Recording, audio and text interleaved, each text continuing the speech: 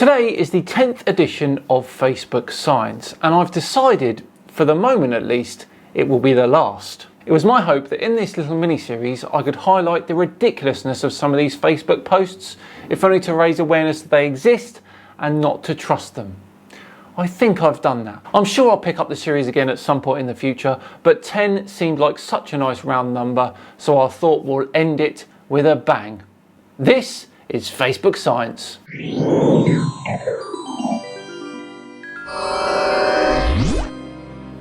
Hello all and welcome along to another episode of Tinfoil Tuesday with me, SciManDan. Thank you very much for joining me. Before we begin today, a huge thank you to the sponsors of today's video, Surfshark VPN. Surfshark is a VPN service that makes online privacy protection easy and attainable, encrypting all internet traffic sent to and from your devices and ensuring that your IP address remains hidden to make sure no one can see what you do online. On top of that, they block ads, trackers, malware and phishing attempts, and unlike other VPN services, you can use it on as many devices as you like simultaneously.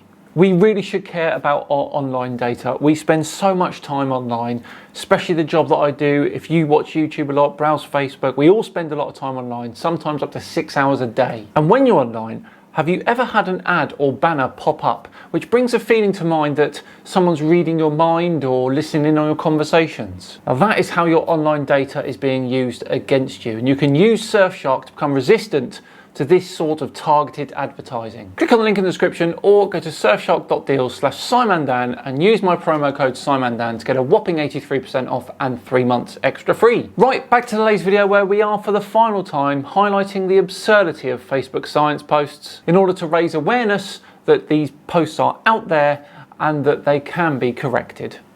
And we start with this beauty. A ball always has two sides, the side you see and the side you do not see. So, why does the Google Earth ball have 3 sides?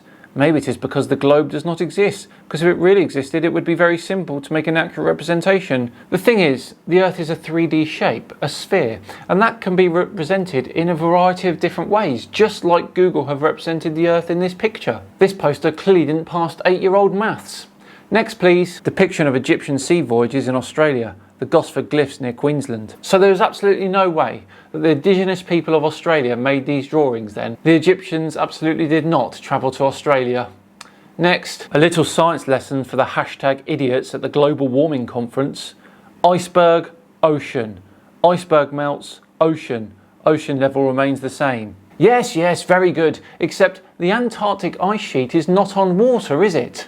It's on land. 5.3 million square miles of ice, up to 3 miles thick. If the entirety of that continent melted, the sea level would rise by up to 65 metres.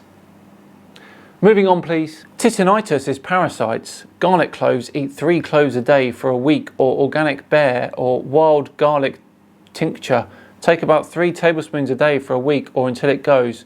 Also get your ears suctioned after to get all dead parasites out. There was a man on here that I cured of this. 5G is also responsible, had similar symptoms after they sprayed the skies. Resonance. So what is it causing tinnitus then? Because we don't really get an answer, do we? 5G not getting away with it either there. Funny. Next please. Almost without exception, every single person I know who was chronically ill and is now healthy began healing when they stopped listening to allopathic doctors. The healthiest people I know are on 0 pharmaceuticals, rarely if ever see doctors and subscribe to natural health. Well, people on 0 pharmaceuticals generally are healthy, aren't they? Because they don't need any pharmaceuticals. And what about all the people in the world whose lives have improved because of pharmaceuticals? What about those people? Next one please. Clear sinus infections with a battery. I don't even know what to say to this one other than you can't cure sinus infections with a battery. Moving on please. From conception to adulthood, the seed literally is the brain and spinal cord. #Seek Vision. No, the seed is literally the seed. Your brain and spinal cord developed whilst you're in the womb. How do you even get the confidence to post this one? Shocking. Next one please. Shadows prove the table is curved and the lamp is 93 million miles away. Don't argue with the science. No, shadows here prove that a light can be close to objects and cast shadows. And before you flat earthers chime in and say that's the point, this won't work with 3 locations. It does on a globe. Next please. You're not ready for this conversation.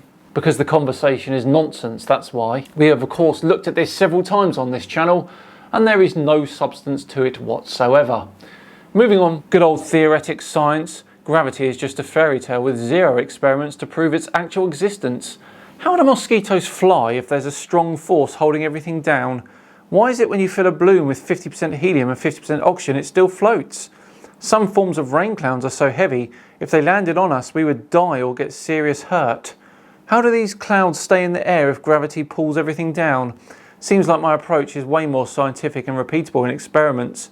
You know, the laws of science, not theory. It's not a strong force, it's the weakest force in the universe. It's why mosquitoes can defy it just by flapping their tiny little wings. The balloon still floats because 50% helium and 50% oxygen is still probably lighter than air. The clouds are made of water droplets, which are so tiny they are actually suspended in the air. The weight of a cloud is its combined mass, not one big lump. Dear oh dear, this guy thought he had all the answers, didn't he? Next please. Sun gazing, with no lenses, does wonders for me. Must not use lenses if you do it. How do you sun gaze? Anytime the sun breaks through, I look directly into it. You can do it for hours. I even posted a video on here/LinkedIn of me doing it. Humans actually photosynthesize through sunlight going into the eyes and reacting on the brain. Done it for years. Eyesight improves. I thought that blinds you. Haha, chalk another one up to disinformation. Do not, under any circumstances, look directly into the sun. You will not photosynthesize and it will not heal you. This post is a good example of an extremely dangerous one. Moving on please. Why has no one ever experimented with placing cement in the mouth of volcanoes considered active, as in the image, or heavy metal rocks?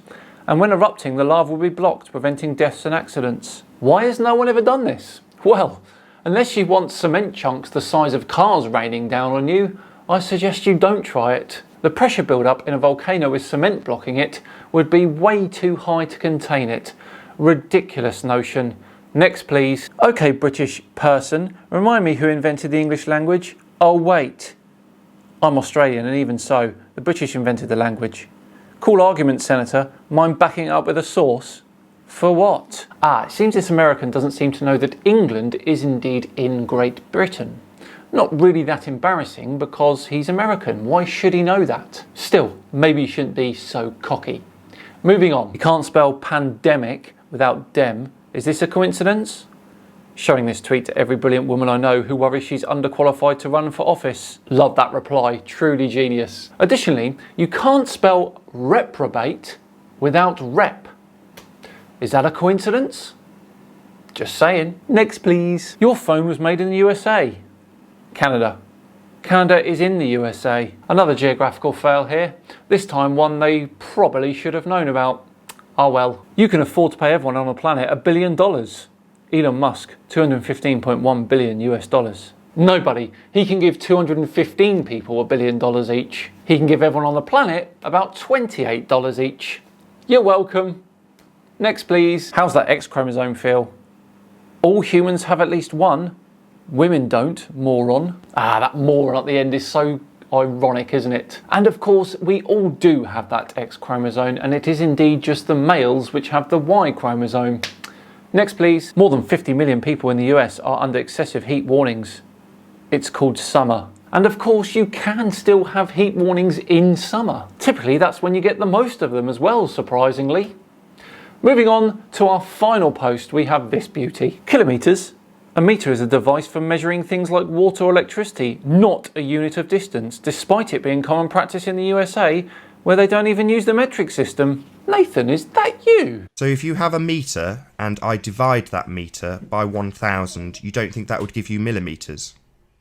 Metres into kilometres, Nathan. You just said you divide metres by 1,000 to get kilometres. So you're saying I divide something that is 1 metre long by 1,000, and that will come out to a kilometre value. Nathan, it sounds like you are quite literally retarded with that statement. It may just be, guys.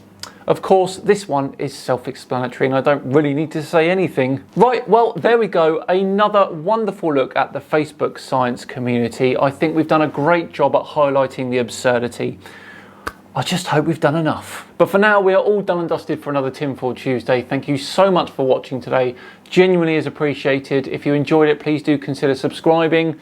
If you like this particular one, there's another 9 episodes of Facebook Science. They're in a playlist. Do go check them out. I'll put the link in the description.